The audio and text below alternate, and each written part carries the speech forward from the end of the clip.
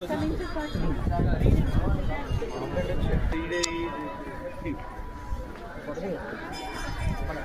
సోమశిల ఆలయం.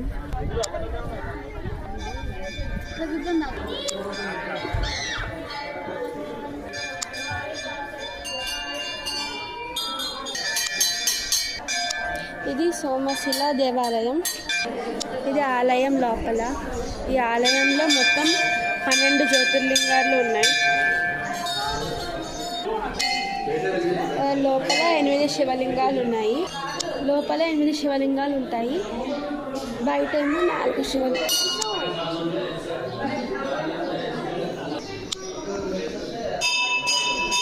8 జ్యోతిర్లింగాలు. ఇది ఒక జ్యోతిర్లింగం.